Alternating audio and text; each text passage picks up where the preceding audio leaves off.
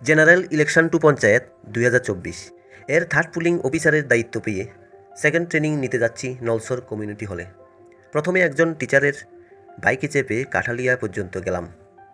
কাঠালিয়া থেকে অন্য গাড়ি করে সোনামুড়া পর্যন্ত গিয়ে আমাদের স্কুলের কলিগ স্নেহাংশু স্যারের গাড়ি করে নলছরের উদ্দেশ্যে রওনা দিলাম। পথে দেখছো মেলাগড় বাজার পেরিয়ে চললাম।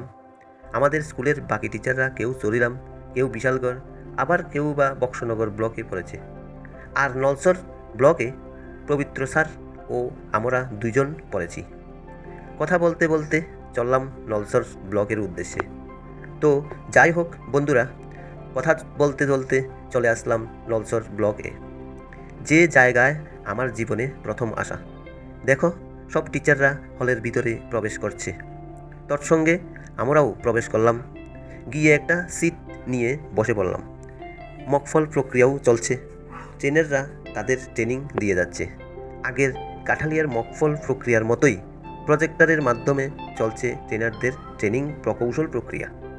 পঞ্চায়েত ইলেকশনে ইভিএম সিস্টেম নেই, তাই ব্যালট পেপার সিস্টেমে ভোট হবে বলে ট্রেনার স্যারদের ট্রেনিং দেখো কীভাবে ভোট দেওয়া, ব্যালট পেপার বক্স বাইন্ডিং করা, সিল করা ইত্যাদি ইত্যাদি।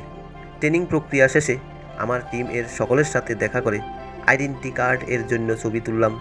পার্সোনাল ডিটেলস ফিল আপ করে জমা দেওয়ার পরেই পোলাও মাংসের প্যাকেট হাতে নিয়ে খাওয়ার পর্ব শেষ করে রওনা দিলাম বাড়ির উদ্দেশ্যে।